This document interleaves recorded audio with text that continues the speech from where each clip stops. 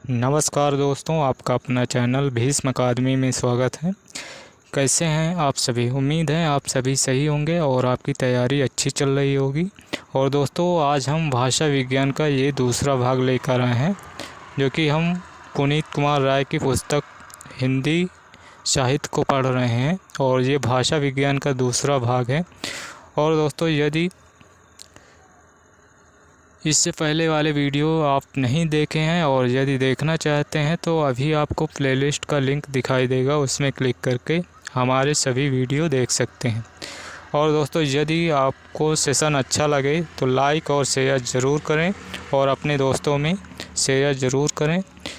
और चैनल पर नए हैं तो चैनल को सब्सक्राइब करें, जिससे आने वाले नेक्स्ट वीडियो का नोटिफिकेशन आपको सबसे पहले मिल सके। तो चलिए देर न करते हुए भाषा विज्ञान का ये दूसरा भाग, इसकी शुरुआत करते हैं। उच्चारण की दृष्टि से भाषा की लघुत्तम इकाई है। तो उच्चारण की दृष्टि से भाषा की लघुत्तम इकाई ध्वनि है और सार्थक ध्वनियों के समूह को कहते हैं शब्द कहते हैं।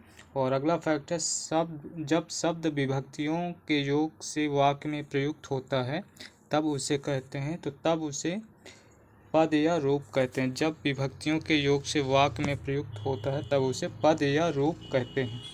अगला फैक्ट है कोपेनहेगन संप्रदाय के प्रमुख भाषा शास्त्री हैं। कोपेनहेगन संप्रदाय के प्रमुख भाषा शास्त्री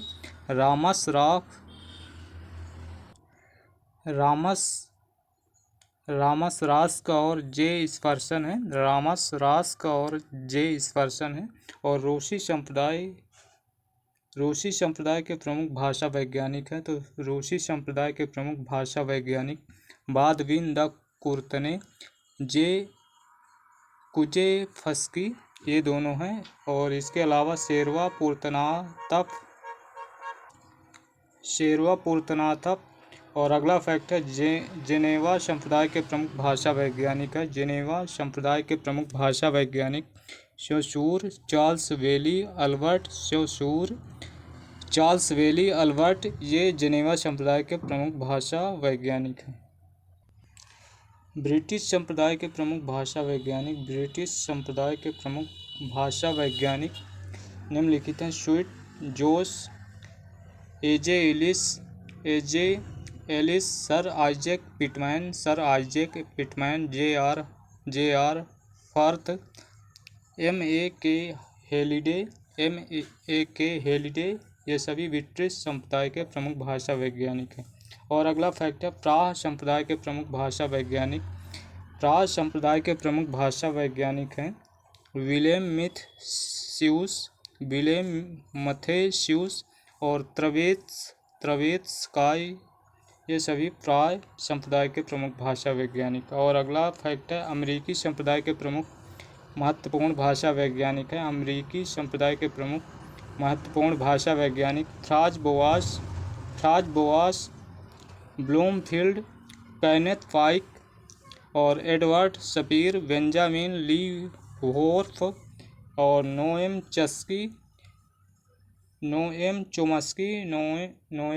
चोम्स्की, ये सभी अमेरिकी संप्रदाय के प्रमुख भाषा वैज्ञानिक हैं। और अगला फैक्ट है लॉग एवं पारोल की अवधारणा किसकी देन है? लॉग एवं पारोल की अवधारणा ये देन है श्योशूर की। और अगला फैक्ट है आधुनिक भाषा विज्ञान के जनक माने जाते हैं। तो आधुनिक भाषा विज्ञान के जनक श्योशूर माने जाते हैं। और अगला फैक्ट है किस भाषा वैज्ञानिक ने सर्वप्रथम संस्कृत से द्रविड़ भाषाओं का अंतर दिखाया था? तो वो हैं रामस रॉक्स ने संस्कृत से द्रविड़ भाषाओं का अंतर दिखाया था, रामस रास्क ने। और अगला फैक्ट है यूरोप में संस्कृत का अध्ययन प्रस्तुत करने का सर्वप्रथम श्रेय किसे है? तो यूरोप में संस्कृत का अध्ययन प्रस्तुत करने का श्रेय विलियम जोन्स को है। विलियम जोन्स ने यूरोप में संस्कृत का अध्ययन प्रस्तुत करने का इनका प्रमुख श्रेय है। और अगला फैक्ट है handbook of American Indian language के लेखक हैं। Handbook of American Indian language के लेखक फ्रांज बोआस हैं।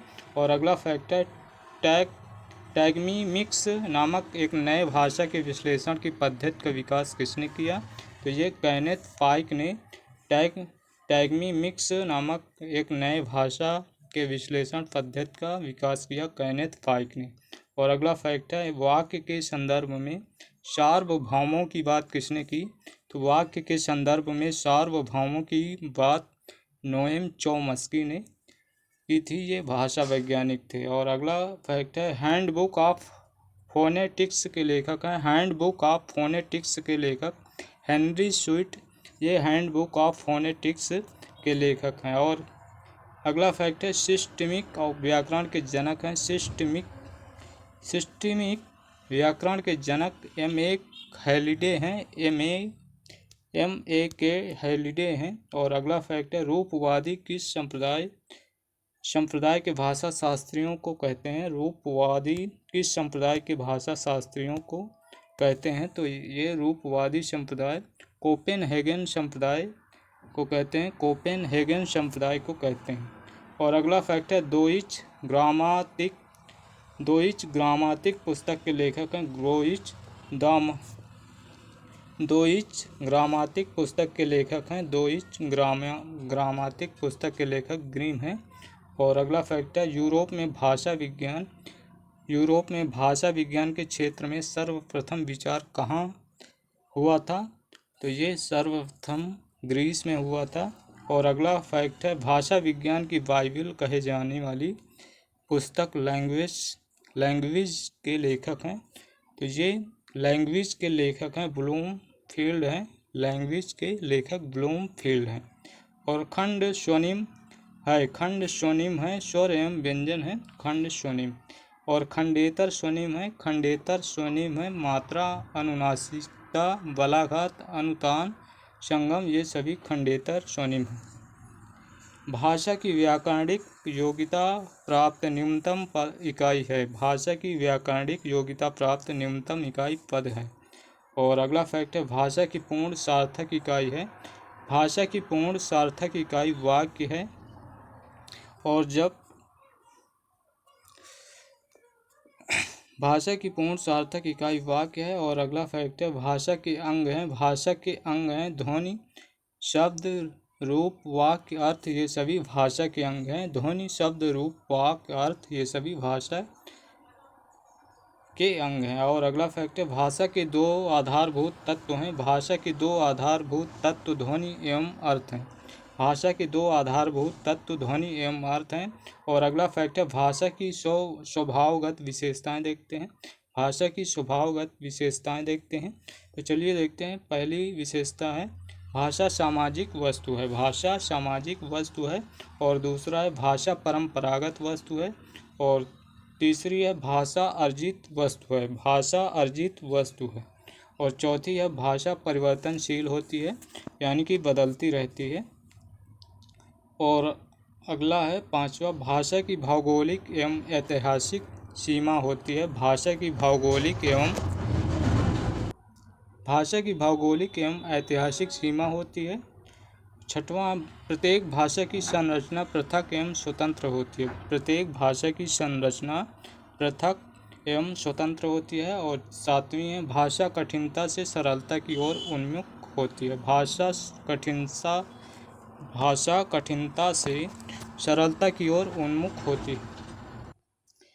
आठवीं है, भाषा स्थूल से सूक्ष्म की ओर जाती है। और चलिए देखते हैं अगली विशेषता है। और दोस्तों, इससे पहले हम आप सभी से रिक्वेस्ट करेंगे कि यदि आप को सेशन अच्छा लगे तो लाइक और शेयर ज़रूर करें। और यदि हमारे चैनल पर नए हैं तो चैनल को सब्सक्राइब कर लें। इससे आने वाले नेक्स्ट वीडियो का नोटिफिकेशन आपको सबसे पहले मिल सके। तो चलिए देखते हैं अगली विशेषता, भाषा संयोगावस्था से वियोगावस्था की ओर जाती है। और अगली है, भाषा में सामाजिक दृष्टि से स्तर भेद होता है। और 11वीं, भाषा का कोई अंतिम स्वरूप नहीं होता है। 12वीं, भाषा पैतृक एवं जन्म सिद्ध नहीं है। और अब देखते हैं भाषा की रचनात्मक विशेषताएं। भाषा की रचनात्मक विशेषताएं, पहली है, भाषा मानव मुख से उच्चरित ध्वनि समूह है। और दूसरी है भाषा एक व्यवस्था में बद्ध होती है, और तीसरी यादृच्छिकता, चौथी है रूढ़ता, पांचवी है द्वैतता,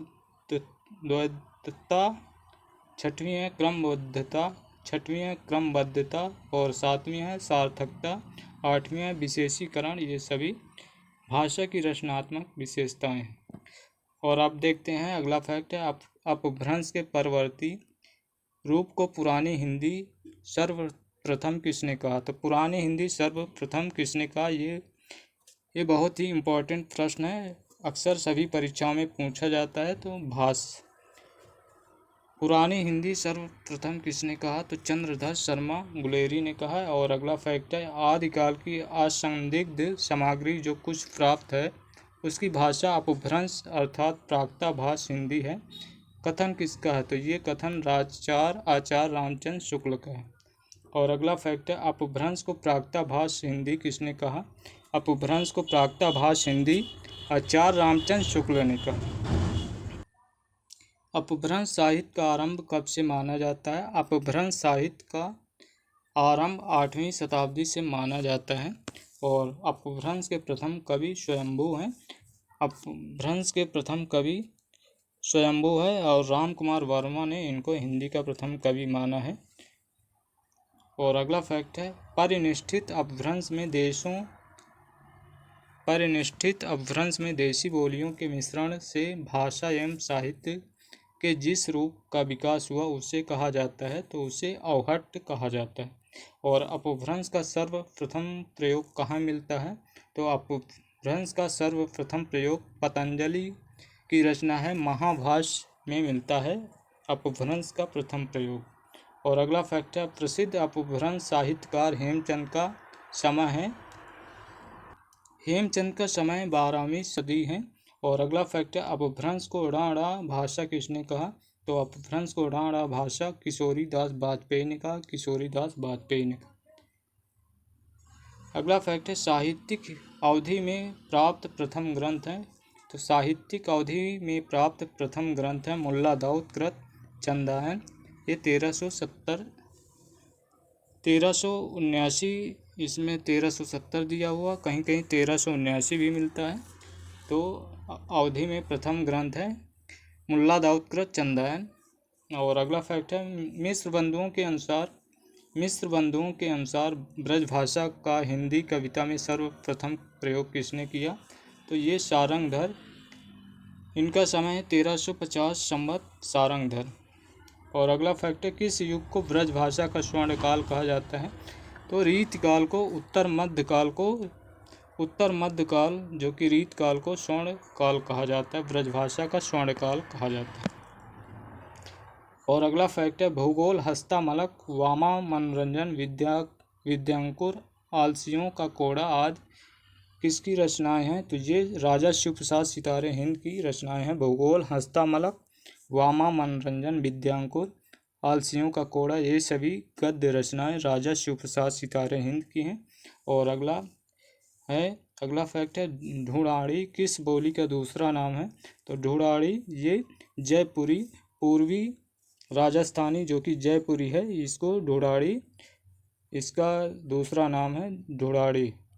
और ये पूर्वी राजस्थान में बोली जाती है, यानी कि जो कि उत्तर प्रदेश से सटा हुआ भाग है वहाँ पर बोली जाती है ढूंढाड़ी बोली। और अगला फैक्ट है कविता में खड़ी बोली का सर्वप्रथम प्रयोग किसने किया, तो कविता में खड़ी बोली का सर्वप्रथम प्रयोग अमीर खुसरो ने किया।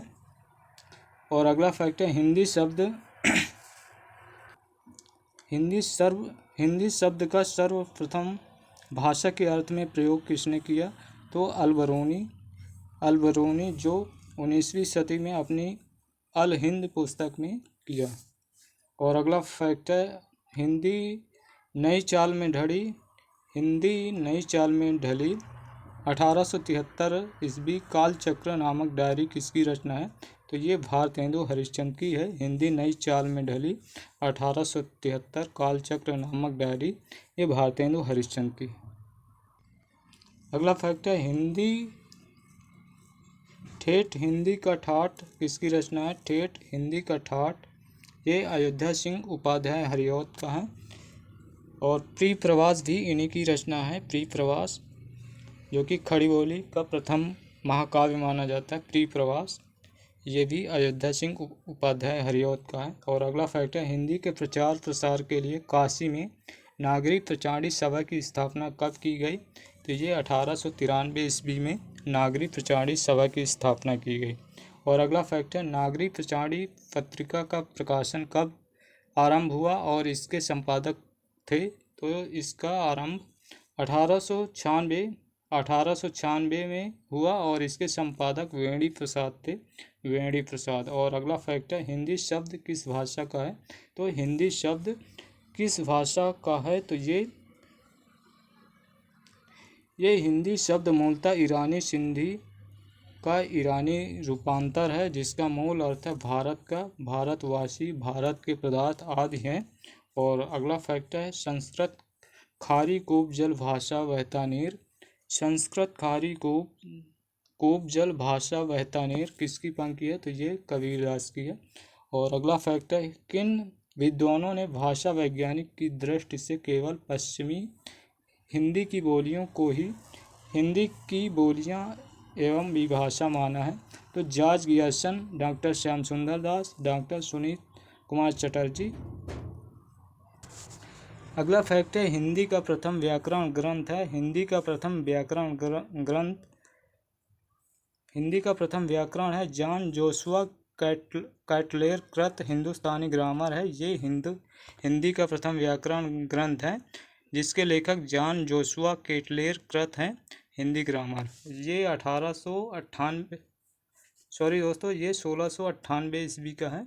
और अगला फैक्ट है, हिंदुस्तानी कमेटी का गठन किसकी अध्यक्षता में किया गया था? तो हिंदुस्तानी कमेटी का गठन डॉक्टर राजेंद्र प्रसाद की अध्यक्षता में किया गया था, जो कि डॉक्टर राजेंद्र प्रसाद ये भारत के प्रथम राष्ट्रपति थे। और अगला फैक्ट है, दक्षिणी हिंदी की लिपि है फारसी लिपि है। और अगला फैक्ट है, दक्षिणी हिंदी को हिंदुस्तानी भाषा का विकृत रूप किस विद्वान ने माना है? तो दक्षिणी हिंदी को हिंदुस्तानी भाषा का विकृत रूप ये डॉक्टर जॉर्ज गियर्सन ने माना है। और अगला फैक्ट है, दक्षिणी को हिंदुस्तानी की सहोदरा भाषा किसने कहा है? तो दक्षिणी को हिंदुस्तानी की सहोदरा भाषा ये डॉक्टर सुनीत कुमार चटर्जी ने कहा है। अगला फैक्ट है, ख्वाजा बंदा नवाज, अब्दुल्ला, वजही, निजामी, गवाशी, वेलूरी आदि हिंदी की किस बोली के प्रसिद्ध साहित्यकार हैं? तो ये दक्षिणी हिंदी के प्रसिद्ध साहित्यकार हैं। और अगला फैक्ट है, वर्ण रत्नाकर के लेखक हैं। तो वर्ण रत्नाकर के लेखक ज्योतिश्वर ठाकुर हैं।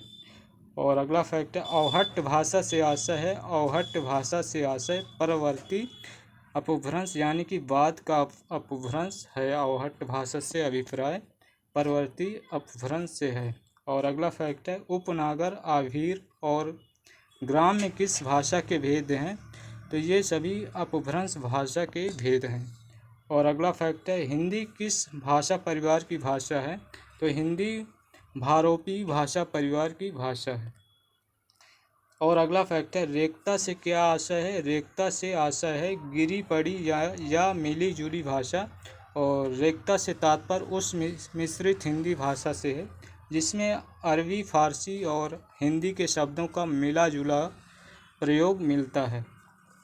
और अगला फैक्ट है, नागरी लिपि को लोक नागरी नाम देने का श्रेय किसे है? नागरी लिपि को लोक नागरी नाम देने का श्रेय आचार्य विनोबा भावे को है।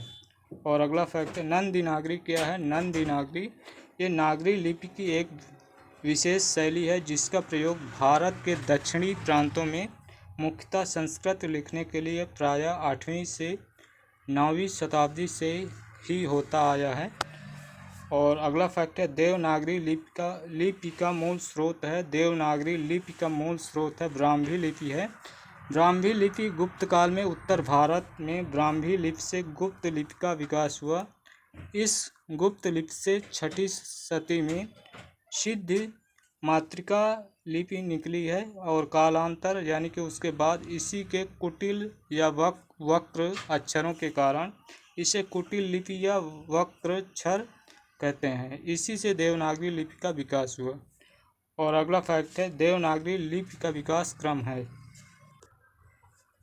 देवनागरी लिपि का विकास है ब्राह्मी लिपि से गुप्त लिपि, कुटिल लिपि और देवनागरी, ये सभी देवनागरी लिपि का विकास है। और अगला फैक्ट है, नागरी लिपि का मूल अर्थात प्राचीनतम, नागरी लिपि का मूल अर्थात प्राचीनतम रूप कहाँ मिलता है? तो ये अशोक के शिलालेखों की लिपि में मिलता है।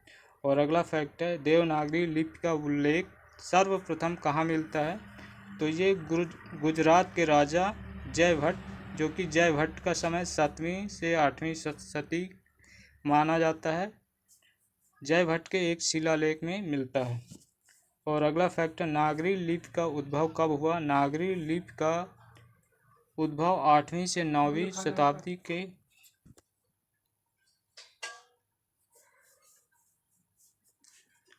बीच हुआ। अगला फैक्ट है, आधुनिक देवनागरी लिपि का विकास कब हुआ? आधुनिक देवनागरी लिपि का विकास 10वीं शताब्दी से 12वीं शताब्दी के बीच हुआ।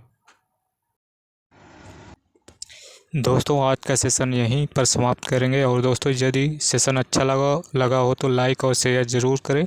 और चैनल पर नए हैं तो चैनल को सब्सक्राइब कर लें, जिससे इसी तरह नेक्स्ट आने वाले वीडियो का नोटिफिकेशन सबसे पहले आपको मिल सके।